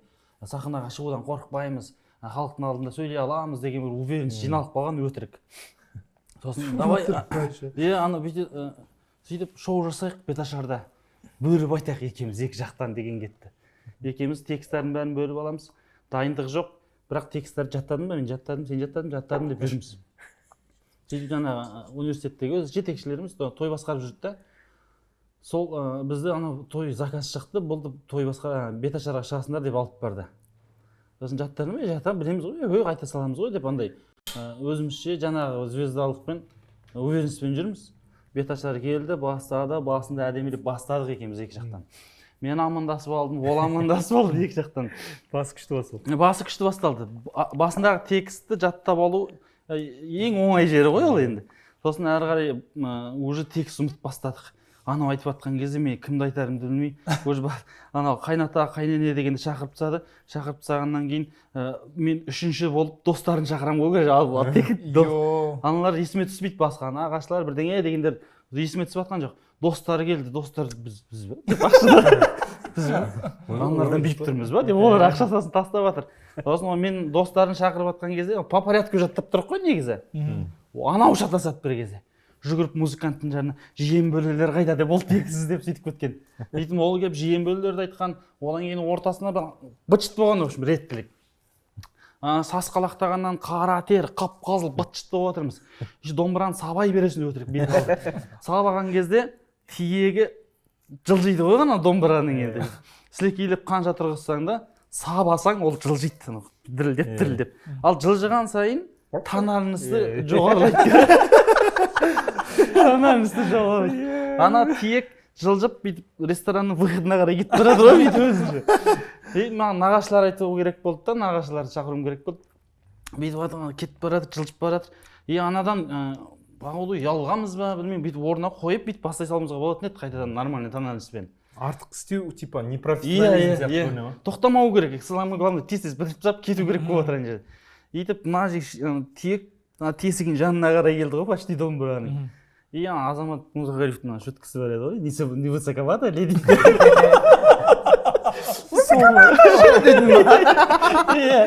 Сондай болып отыр ғой. Бір кезде бірдеңе деп айғалап келе жатамын да. Осындай ортаға нағашылары. Айғайлай болды. Мына жерден бүйтіп келіннің бетін бүйтіп ашып тұратын қыздар бар ғой. Олар келіп жанып быт-шыт болып кеттік қой ана жерден. Өртеніп сосын былай қарай шықтық. Шыққан кезде алыстан тойдың иесі тамада, жаңа бізді тартып алып келген тамадаға ұрысып жатыр. Сендер көріпсіңдер ма бүйтіп? Жоқ, ол жаңа біткеннен кейін біз кішігірім ақшасын береді ғой, біз енді бастап жүргенім деген сияқты. Ана бала алмаймын деп мен болдым кеттім деді. Мен ананы естіп алған тойда басында болады, кішкене ондайдан өтесің, по-любому бет қалыңдату керек дегенді естіп алған. Мен отырам дедім тағенсі. Сөйтіп ана тамада байғұс әйтеуір сөз естіп алды, бет ашары быт-шыт болды. 200%-ке жұмыс жасады ғой жаңағы жетекшіміз. Біздің неміздің бәрін жуып шаю үшін. Сөйтіп жаңа ол жоқ, ол көтеріп алды. Бірақ ана той дискісінде бет ашар жоқ. Бейшара болып қалдық қой сөйтіп. Жаман ел. Берген ақша, короче, андай алуға ұялып қалған кез болды да сөйтіп. Нағашылар бүйтіп тоқылақты. Не надо деп. Не высоковато. Айқайлайды деген теманың несі ғой енді театрда бір кім айтып беріп жатыр да, бір бала театрға барған келіншегімен несімен қызық болып айтып береді, өзіме білмеймін, жеткізе алмаймын. В общем, театрда семейный қойылым болады да. Ну, якобы типа күйеуі мен әйелі, оказывается, енесінің қолында тұрады. Әйелі мамасының қолында ғой. Сонымен енесі сюжет бойынша күн бермейді. Типичный келіне.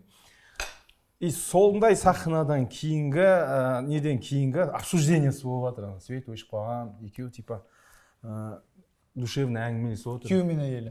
Әйел айтып отыр, сенің мамаң маған күн бермейді, бірдеңе бөлек шығаршы, бірдеңе. Сен қалай сонда менің анамды осындай дейсің? Ана жерде сен бірдеңе. Яғни дато ызыңылдап пах етіп ұрады ғой, короче. Ойлашы ба? Пах еткізіп ұрады. Қыз өткізгенде 4 түсті ба? Пах еткізіп ұрған кезде мына жерде 4 ұрады ғой, короче. Шынымен жүре ма? Енді актерский брат ана жерде ұру керек. Оларда бір техника бар еді ғой ұрған кезде, брат.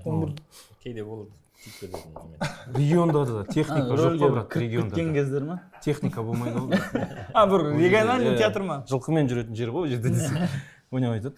енді техника болғанда да ана дұрыс болмаса болады бізде. бізде Бол. брат мына жерден пауза қосып қояйын айтып береді ануармен и в общем шапалақпен панк еткізіп ұрады зал дейді ғой короче е-мое көшеде кетіп бара жатқандар не болды деп жатыр енді ана залдан деген дауыс шығып жатыр да короче и сонымен бүйтіп қараса қыз дейді да и дальше монолог болып тұр ғой енді қатал тағдыр деген сияқты сол монологты деп бүйтіп паузамен деп халыққа қарап жай шығарған ғой қатал тағдыр десе залда әже деп айтады деп айтады дейді ғой қатал тағдыр деп маған осындай театрда болған оқиғалар қатты ұнайды негізі біреу айтып білмеймін кім айтып бергені қызылорданікі дейді біреу кім айтса өзіне тартады ғой бірақ мысалы кейбіреулер джонни деп қызылордадан шыққан қыз жібереді ғой кейбіреулер айтып берген кезде біздің театрда ойнаған ол деп внутросы өте керемет Жәнібек негізгі в общем қыз жібек пен төлегеннің қойылымы болып жатады короче сонымен қыз жібек пен төлеген сахнада ма бірдеңесі бар и Бекежан өзінің выходын күтіп отыр да очки киіп алып сценарийді оқып отқан ғой Бекежан сен деген ғой короче фук лақтырып очкимен шығып кетеді сауыты бар очки бар шығып қалып үйге бір біріне қарап тұр дейді төлеген ортада қыз жібек дейді деп тұрғанда анау уже сезіп тұр ғой енді мына жерде бір лобовой тұрғаншы е-мое деп тұр анау бүйтіп тесіліп қарап тұр дейді да күлейін десе образда шығып кетуі мүмкін ше бүйтіп тұрып ішің ашса айтайын көзімдегі жібектің сыйлығы деп айтады дейді тәпішкеден секіріп тұр ма жаңағы ұрып жүрген дегенде сіздерде иә болды ғой ана бір қойылымда екінші заман 2 деген қойылымда блогер болып келетін торда блогер болып келетін бір қойылымымыз бар сырымбет блогер болып келеді ануар мен меліс бізде көшенің балалары болып келеді ақша сындыратын көшеде авария болып жататын жағдай екеуі келіп ана жерде типа проблема шешетін аварияға түсіп қалған жігіттің сөзін сөйлеп келетін екі жігіт қой короче сендер ма деп ай жайға қарамай короче бәрін тақ ұйықтатып келе жатады ғой короче пақ деп театральный ғой мына жерден ұстап тұрып ұратындар мысалы сахнада бүйтіп жағасынан ұстап тұрып мысалы бүйтіп бір деп ше көрермен мына жақта тұрады мысалы бүйтіп бір деп ұратын бар ғой деп бүйтіп техникалары бар да кейде бүйтіп просто тигізбей расчет жасайсың анау өзі короче деп қолмен бүйтіп істейді сондай сөйтеді да ануар бүйтіп мына жақтан пақ деп сен бір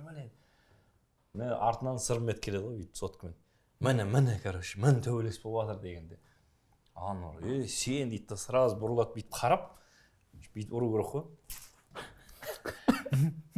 концерт кәдімгі полный жүріп жатыр 3-ші концерт па күніне 3-4 концерт болып жатыр екінші концерт 3-ші концерт бар әлі алда ортадағы концерт қой тағы концертіміз бар и ана қойылымның ортасы еще сырым тағы шығу керек бәріміз сахнада тұрмыз еще келесі қойылымда главный роль ғой иә главный роль и мына қойылымда әлі несі бар сахнада бәріміз тоқта бауырым деп ануар пақ дейді да міне деген кезде ануар тұрады да бүйтіп паузасыз кетеді ғой короче негізі бүйтіп пауза қарап деп бүйту керек қой бұрылады да осы сен и сырым короче ол да жақындап қалады ғой бүйтіп ше ол ойлайды тоқтайды деген кезде бүйтемін деп ойлайды да короче міне дегенде ануар короче дейді да кәдімгі ойлашы сахнада тұрмын дауыс шығады кәдімгі деген ше сылқ ете қалды да бір кезде сырым құлайтын жері бар ол кәдімгі дейді да бір бұқ деп құлайды короче сөйтеді да қайсың деп ары қарай ойнап кетіп бара жатыр ғой бәріміз тоқта деп жатырмыз текст бар и сырым тұру керек қой так міне ұрды нәрсе деу керек қой короче сырым жатыр да тұр сырым жатыр ойлашы бүйтіп қараймын жоқта бүйтіп жылтырап жатыр да бір нәрсе бүйтіп тұрған күйі тұрады да қолын ашпайды ғой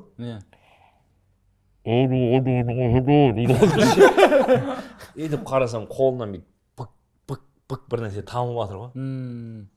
Сім сахнадан жүгіріп шығып кетеді ғой. Орны мынандай болып қан болып жатыр ғой. Алақаны толып қалған ғой қан. Анау не істеймін миында кетіп жатыр ғой қазір. Деп мұрнын сындырып жіберген ғой мына. Мұрнынан қан аққанша жұмыс істеді деген осы ғой.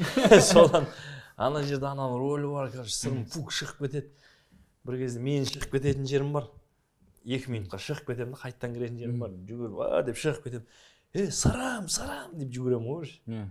Бірақ ананы әлі ойлап тұрған жоқпын, қан бір нәрсе екен деп тұрған жоқпын. Суыма түсінбей тұрмын. Сырым деп жүгіріп гримерныйға барсам, сырым бүйтіп жатыр ғой. Мұрнынан деген бүйтіп салфетка тығып алған. Деп мұрын мынандай болып кеткен ғой, сынып кеткен. Сындырып жіберген. Мәке мұрным сынып кетті. Мұрным сынып кетті. Шыға алмаймын, мәке, шыға алмаймын дейді. Не істейміз, жүгіріп қайтадан сахнаға шығып, тоқта, мұрын сынып кетті, сырым мұрын сынып кетті. Ана жерде сырым шығу керек, қайтадан жалғасу керек қой, полиция шығу керек, сырымға әңгіме айту керек, сен блогер. Андай түймедей нәрсені түйедей қылып не болды саған? Ушықтыратын тема сол ғой, сырым ғой, бәрін түсіріп, Фейсбукқа салып таратып жібереді, аварияны. Анаған әңгіме айту керек. Участковый шығатын жер, ана жерде сырым жоқ. Сырым мұрын сынып кетті, қой, сахнада әңгіме болды ғой. Сахнада талқылап кетті. Қалай сынып кетті, жаңа ұрғанда, байқамайсың ба ана жерде. Өзі ғой жақын келіп қалды, әңгіме болды, халықпен ойнап жатыр, арасында әңгімелесіп жатырмыз. Талқыланып кеткен ғой. Орысы талқылап ана жерде не істерімізді білмей жатырмық қой. Айта бер енді, айта бер, Құдіретке көріш. Құдірет, сендерге не болды сонша, мынау, бірің түсіріп, бірің видеоға түсіріп, салып, бір нәрсе деп жоқ қой, үстінен ұрып жатыр. Сөйтеміз, жүгіріп бітеді, жүгіріп келем, екінші қойылымға дайындалуымыз керек, уже скорыйлар келіп жатыр ғой. Скорый келіп қалған, сырымнан мұрнынан мақта тығып тастаған, бір бөле салып жатыр, обезболивающийлар салып жатыр, мұрын деген мынандай болып кеткен. Сырым шығаласың ба? Болды, онда кете бер, бір нәрсе қыламыз. Құдірет, сен сырымның рөліне сен шығасың, мен сен бүйтесің, қазір тез рөлдерді ауыстырып жатырмыз ғой, сен былай істе, мына жерде бүйту керек. Мына текстті алып таста да сен онда былай айт. Мен айтамын ғой, айтамын сен бір нәрсе қылайық, мынау бір кезде сырым. Өне көрем. Орда мынандай салып. Шыдай, өне. 9-й ротада.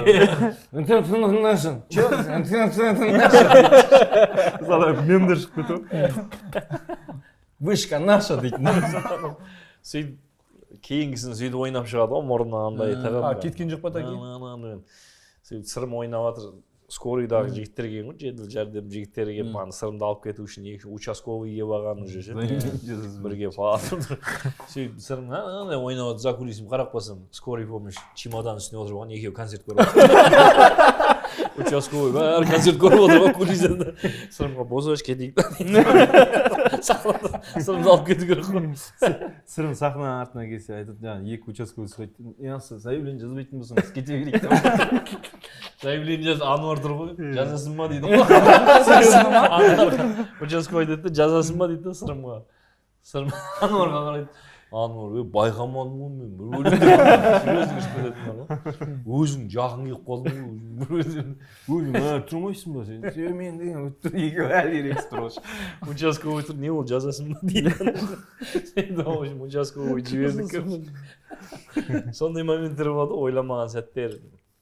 Мұрын сындырып жіберіп, сахнада талай болған ғой, біреу шықпай қалып, бәріміз поклонға шығып, қойылым бітіп, қойылым аяқ жағында меліс жоқ, бәріміз таппай жүрміз, қайда, уже концерт бітіп, поклонға шығып, бәріміз поклонға шығып, ән бітетін жері бар, бәріміз бітіп, деп бүйтеміз, пауза ғой, короче, бәрі пауза, бәрі бүйтіп отыр, тура кулисаның артында қара нені жамылып ұйықтап қалған ғой. Бізде мел сондай ғой, брат. Сағыныз жауыз. Депке ұйықтап кете береді ғой ше. Кинопародиялар жасаушы едік. Неше түрлі кинопародиялар жасап. Өнерғандар большая разница бар да, білесің бе? Кстати, Ануру, мен есімде қалғаны, с легким паром, ой, дұрыс қой, с легким паром ғой, ирония судьбы или с легким паром? Ирония Сол деп кезде. Сол кезде сіз ойнадыңыз ғой? 18 күн болды ба, Большая разница, үлкен. Москвада ғой, иә? Москвада. Ана кім келді ғой? Продюсер келді. Сол үлкен кастинг болды, бүкіл театрлар келді, Қазақстан театрларының бәрі сол қазақ концертте үлкен сахнада. Өзі Нұрлан Қоянбаев, Дәуре, бәрі сол жерде отырды, кім ақыл бәрі. Сол Нұрлан Қоянбаев как раз бізге звондап келсеңдерші деп. Ой, жоқ, біз орысша сөйлей алмаймыз ғой деп. Ой, жоқ, келе берсеңдерші, келіңдер деп. Біз орысша білмейміз, ол Большая разница деген орысша ғой деп. Ол кезде бірақ бізде бір 20 минуттық пародия бар. Бүкіл жинақ. Музарт, Құдай Бергенович, Нұрлан Алман, бәріне пародияларымыз бар, куклаларымыз бәрі бар. Бәрін жасап алғанбыз, бірақ выступать ететін жер жоқ қой. Бәрі театр номер дайындап алғанбыз, бірақ қайға шығатын жер жоқ, короче. Күнде бүйтіп қарап отырады біреу. Не бар екен, не бар екен. Анау сахна емес пе екен? Кім сахнасы? Мәссаған, в общем, Шаншардың 15 жылдығы, сондай не бар, той бар, бәрі любой жер дайын атқанбыз ғой. Сөйтіп келіп кастингтен келдік та. Кірдік сразу айттық қой, біз орысша білмейміз. Біздің бәрі қазақша. Орыстар Россиядан келген кастингке қарап отқандар орысша комиссиядан. Бүткіл қазақстан, Қарағанды театры, Астанадан, жан-жақтан иттер, циркаштар, бәрі жүр ғой кастинг. Соны біз шықтық та, выступать еттік. Біз айттық, тоқтатпай ақ қойыңдаршы деп пародияның бәрін көрсеттік. Бір анау көсіліп ойнайтын жер болды бір дайындалып деп. Бір өзіміздің аңсап жүрген сахнамызға шығып, содан ана көрді, сразу қызықты да айтты ғой. Осылай хотите работать деп. Ойбай қалай деп еді, ақыл жігіттер келісе берсіңдерші деді ғой. Сценарийімізді жазайық, сендер ана жағын ұрасыңдар, барып қайтайық деді. Болды, онда болды деп. Сонымен кетіп қалдық қой. Россияға бара салып. Қазақша ойнайтын шығармыз дегенбіз ғой, қайдан? Здравствуйте, ребята, давайте сейчас сразу начнем работу деп кірісіп кетсе бола ма? Андай жоқ қой, бір демаламыз қонаққа барамыз. Ет жасап, қонаққа жағып, бүгін жат демалып. Шошқа бар. Шығыртып отырып шошқасы. Содан алдымызға орысша текст тастайды ғой, текст орысша. Орысша қалай болады, Құдірет сол түні сценарийді алды да есік. Мәке бір дайындалып алайықшы, мәке бір дайындалып алайықшы, мәке. Құдірет ұйықтап алайықшы, мәке просто бір қайталайсайықшы, мәке мынаны айтшы, мягкий знак бола ма, не қалай болады? Арамызда дана ғана орысша сөйлей алады, андай тазы үшін мягкий знактарды орнына қоя алады. Біз мягкий знак қолға ұстап жүреміз. Қай жерге жаман теріледік қой, бірақ орысша ойнап. Анау полицейский Рублевкеде ойнайтын актер солар болды ма сол кезде? Жоқ, ол уже резидент болып кетті ғой. Бурунов па? Иә, короче, сондай бір проект болды ғой, мысалы. Большая разница Қазақстан, Большая разница Украина. Орта Евразия деген тема болды ғой, Орта Қазақстан, Орта Ташкент, Орта бір деген, соған өздерінің проекттері ғой. Ар жақта Россия спецпроект қой, короче, спецпроект. Өйткені ол Большая разница Қазақстан болып шықты ғой. Олар өздерінің составымен өздері ойнай берді, сіздер өз составтарыңыз. Ургант пен Цикала келеді. Олар 18 күн біз дайындалдық. 18 күн сценарий жазылды, анауынан талқылады. Олар да бізде домовой книжка деген, домовая бір нәрсе деген өздерінің сөздері басқа екен. Біраз диалектімен, короче. Біз түсінбейді, оны Қазақстанда түсінбейді. Олар қайттан аударады, қайттан жазады. Біздің немізге келмейтін нәрселер болды, сахна ойнамаймыз деген сахналар болды. Қайтадан жазу керек болды, қайттан ақылдасып отырып. Енді олар дамып кеткен ғой, енді андай үлкен неде 19 павильонда бірінен кейін бір жақ крокодил түсіріп жатыр, мына жақта комедия болатын бір нәрсе түсіріп жатыр. Ананы ше деген қайнап жатыр ғой ана медиа групп деген. Сол жерде 18 күнде түсірдік қой. Ең соңғы күні Ургант пен Цикала келді. Жаңа әншілер келді, Дима Билан. Суретке түсейік деп бәріміз біздегідей. Брат, кеш деп. Ол кезде анандай телефон жоқ қойдың да? Брат, кеш деп адамды қоясың. Андай жоқ бізде. Ақтауда балдар барсаң, мысалы Ақтауда андай ғой. Сізбен кешіңіз суретке түсіп алсам бола ма демейді ғой. Мысалы мына жақта жүрсең біреулер ассалаумағалейкум, сізбен суретке түсіп алсам бола ма дейді ғой. Мысалы Ақтауда Бұратпен тарт кешейші дейді. Түсіретін адамнан сұрайды да. Тарт кешейші Бұратпен. Мынау келісу керек па? Ана түсіретін адам келісу керек. Тұрат шеш мына жерде түсіріп жатырық қой. Өзіміз деп, өзіміз дейді ғой.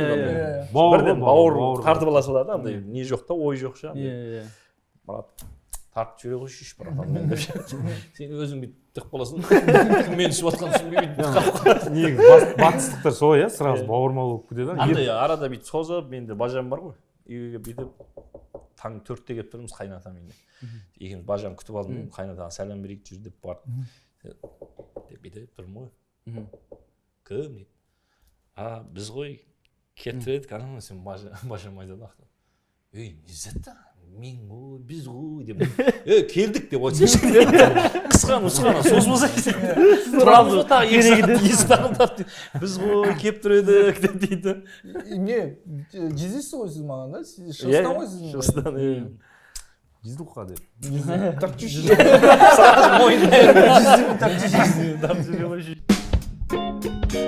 так құрметті көрермендер құрметті көрермендер осындай шайын аяқталды құрметті қонақтар келгендеріңізге көп рахмет шығатын фильмдеріңіз миллиард жинасын кемінде 500 миллион по-любому кинотеатрға кетеді ғой ол бар екен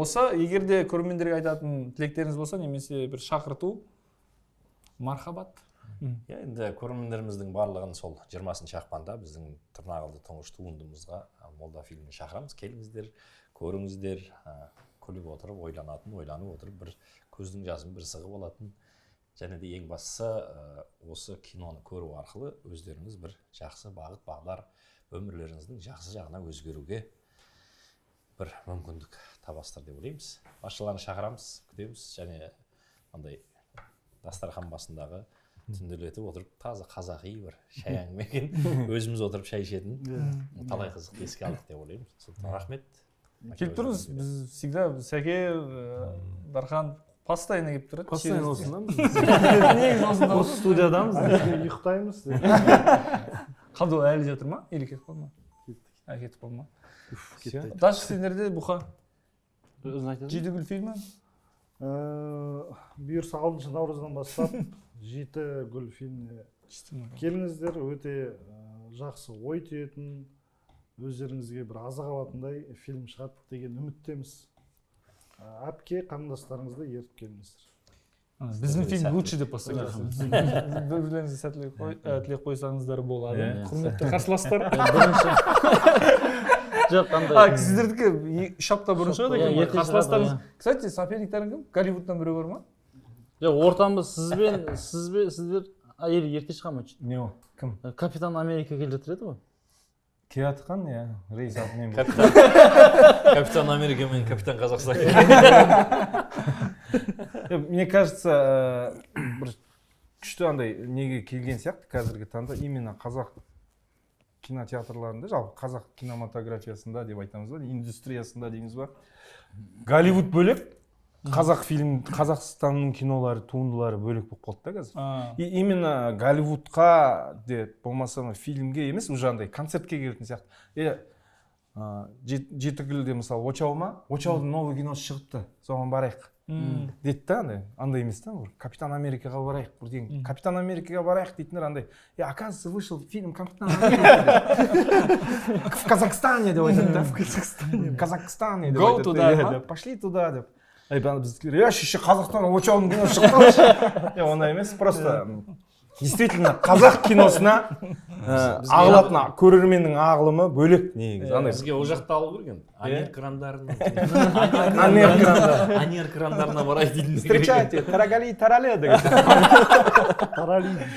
тарали сол себептен капитан америка кім ол десең очаудың қасында біздің молдекеңнің қасында нұрекеңнің қасында қазақтың киносын қолдаңыздар 20 ақпан молда фильмі сосын ортадағы фильмде қазақтың киносы деп алып басқалар айтпай қоймайды олар енді қонаққа келетін шығар олар өздері айтатын шығар өздері келіп хабарласатын шығар күлкімді көрмеген жоқ бүйтіп кетті ғой